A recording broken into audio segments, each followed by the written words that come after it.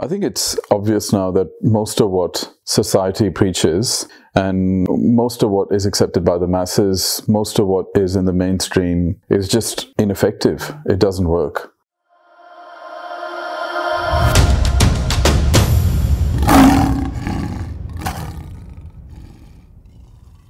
You see, so much of what's considered conventional wisdom is just failing people. The vast majority are not inspired, not living meaningful lives, don't have incredible careers, don't have incredible lifestyles, are failing when it comes to finances, not inspired, not creative, and they've got all of their advice, all of their information from society. And so I don't buy into majority of what society says now. And as George Bernard Shaw once said, if everyone's thinking the same, no one's thinking. And that's exactly what I find. I just find that people just follow instructions, they follow protocols, they follow what's popular, they follow what's in the mainstream. Hardly anyone has the courage to apply any kind of independent or critical thinking and ask themselves any questions about what's going on. So it's not about being disrespectful. How should I and why should I listen to people who are not even thinking for themselves? And they're not even evaluating and going, well, this stuff doesn't work, so why am I doing it? So many things are not working and people are still doing it. Degrees for majority professions are not working. 9-to-5 jobs for majority professions are not working.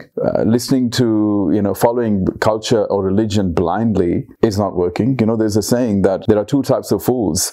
Ones who don't believe in religion and the ones that believe in religion without question. Meaning that every single one of us needs to be in the habit of asking questions. And so one of the things I've kind of realized is that there are some truths that I wish I knew when I was younger. For example, one of them I've learned is that innocence is a great virtue for animals and children, but it's not a good virtue for grown-ups. Because when you're innocent as a grown-up, if you're over the age of 30 and you're innocent, it basically means you're naive. You don't actually understand how things work. So if somebody comes to me and says, I have a 30-year-old or 35-year-old or 40-year-old son or daughter, and they're so innocent and that's why these things happen to them, I just look at them and go, that's not a good thing. That means that this person has not been exposed to anything in life. They've really not understood how the world works. So innocence, as much as I used to think, and I've been told by society when I was growing up that innocence is a wonderful quality, it's not a great virtue for grown-ups. It's a great virtue for children and animals. But as a grown-up, you can't be innocent. To be innocent as a grown-up means you're ignorant. You don't understand the brutal realities of life. No one's taught you. But worse, you're actually not on the path of even seeking the truth. So here you are, above the age of 30, and you are naive. And that's because you're not seeking the truth. So sorry, but what do you think is going to happen if you don't understand the harsh realities of life? What do you think is going to happen?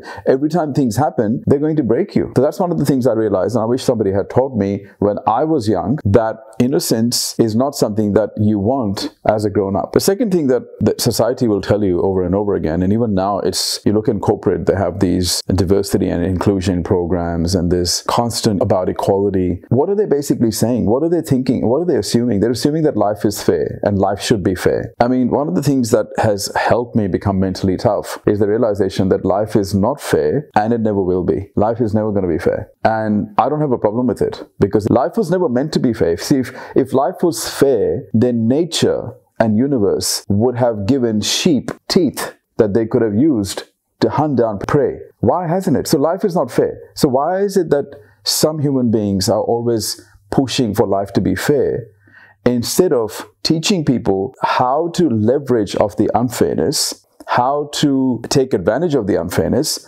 We're teaching people that everything should be fair. It's a fight for fairness. Well, it's a fantastic idea in theory, but it's never going to work. Because if nature wanted things to be fair, it would have given all species the same capabilities. It would have taught the fish to climb a tree. It would have taught the monkey to be able to swim underwater. It would have taught the sheep to be able to hunt down prey.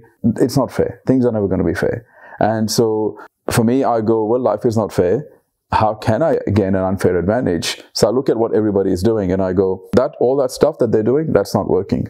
So I've got to start doing the things that high achievers and high performers are doing. And people who are in alignment with themselves, the creative types, the people who are making a significant difference in the world, making a significant impact in the world. I want to follow those people. And that's a very small minority of people. And I don't want to learn from academic professors, and I don't want to learn from my bosses, and I don't want to learn from corporate overlords, and I don't want to learn from cultural authorities who are not really making an impact themselves. I want to learn from those who actually got the results, because that tells me that those people are not under this assumption that life is fair. They have found a way. They have found the hacks to make things work. And so I want to learn from those people. The third thing that I've kind of learned is that the vast majority of people are subconsciously primed to seek the path of least resistance. You can see it on my social media posts. Every time I talk about a complex or nuanced concept, a typical response that I'll get is, oh, but that's easy for you to say. Oh, that's not so easy. Oh, that's easier said than done. So the word easy is in their vocabulary, which is just, it just comes out,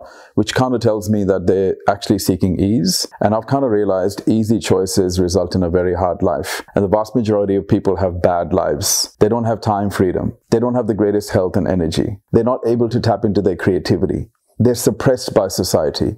They don't have enough money in the bank. They can't just travel and do what they want. They don't have the homes that they want to live in. So I kind of look at the vast majority of people and I go, why do they have such difficult lives?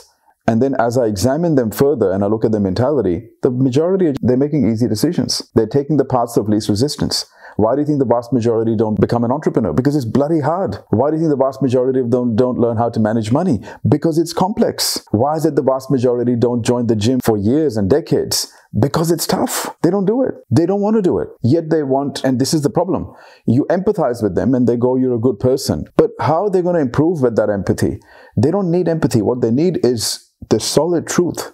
And that's what I give them. As you know, I speak the truth, and I'm not as popular as those people who are preaching kindness and telling them, oh, it's okay, everything will be fine and don't worry, it's never too late. Those people who are spitting out these lies become more popular than somebody like me who's actually telling them, start doing the hard things if you want a better life. The easier decisions you make, the harder and tougher your life is going to be. And the worst part is this, because you're making easy decisions, basically it means you're avoiding problems. So when the tough things show up, you're not going to have the skills to be able to deal with it. Another lie that's been preached is that wealth is not important. Don't worry about money. Just make enough for a simple life and all of this stuff. And not realizing, and all these people who are saying this, none of them are actually sitting down and going, hey, let's look at the cost of living.